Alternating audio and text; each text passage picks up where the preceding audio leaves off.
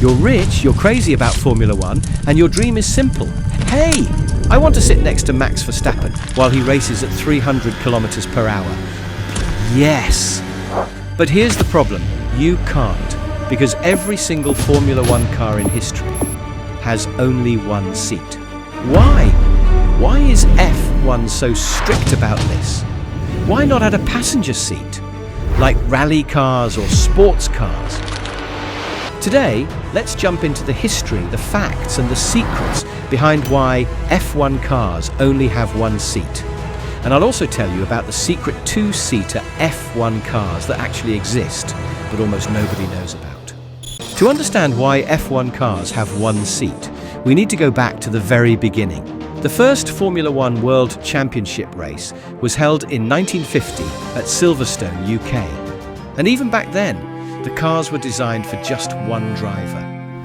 Because Formula One is built on a very specific idea. The car should be as light as possible, should be as fast as possible, and should be built only for the driver's performance.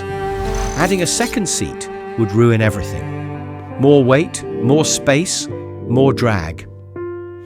In the 1950s, the cars weren't as safe as today. No seat belts, no halo, no advanced carbon fiber chassis. Just one driver sitting in a thin cockpit with an engine roaring behind him. The single-seat design wasn't just tradition, it was survival.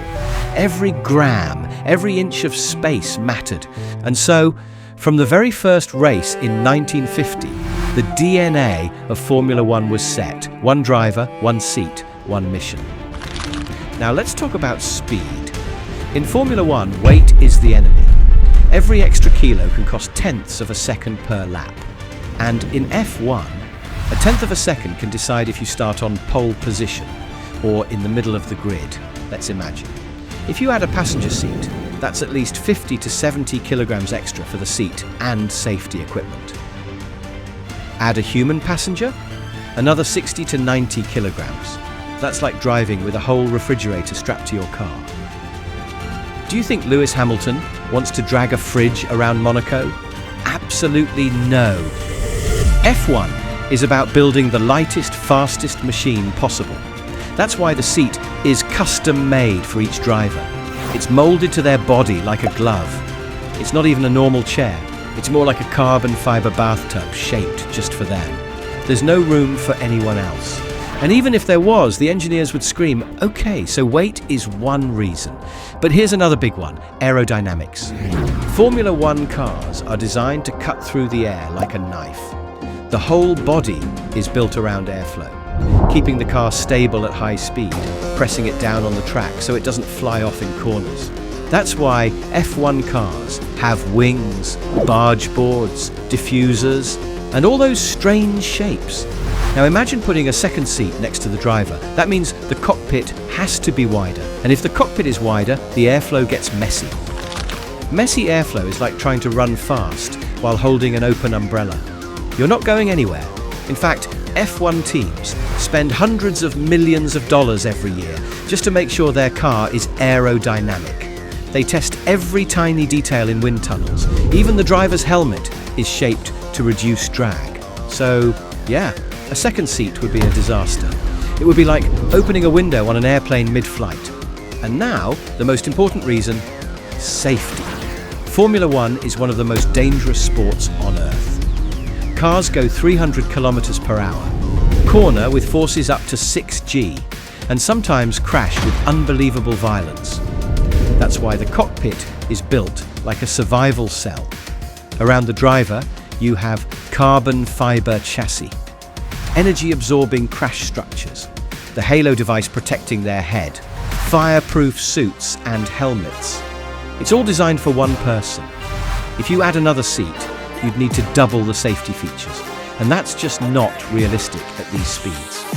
Even today, with all the technology, drivers still suffer injuries. Imagine trying to protect a second person, someone who isn't even trained to handle the physical stress of F1. It's not just unsafe, it's insane. But beyond performance, aerodynamics and safety, there's something deeper. Formula One is about the relationship between one driver and one machine. It's pure, it's personal, it's the ultimate test of human skill versus engineering. The driver doesn't share the cockpit, it's their kingdom, their battlefield, their responsibility. In fact, the name Formula itself refers to the set of rules that define the car. And in those rules, from the start, it's always been one seat only. That's what makes Formula One different from rally, touring cars, endurance racing, or even NASCAR. Those categories allow passengers, co-pilots, or driver swaps. In F1, never. Because Formula One isn't about sharing the ride, it's about pushing the absolute limit alone. But what if I told you that two-seater F1 cars actually exist? Yes, seriously. In the late 1990s and early 2000s, teams like McLaren and Minardi built special two-seater F1 cars. They were based on slightly older designs, modified to carry a passenger safely behind the driver. These cars weren't for racing, they were for show, for VIP rides, sponsors, and sometimes for charity events. Celebrities, journalists, even lucky fans got to sit in the back seat and experience real Formula One speed. Imagine holding on for dear life as a professional driver blasts through corners at 300 kilometers per hour. Most passengers said the same thing. It's the scariest, craziest, and most unforgettable ride of my life. The most famous of these was the Minardi two-seater program, which ran for years, giving hundreds of rides. Even F1 bosses like Bernie Ecclestone and celebrities like Usain Bolt had a taste of it. But these cars were extremely rare. They required huge modifications for safety, and they never raced in the official championship.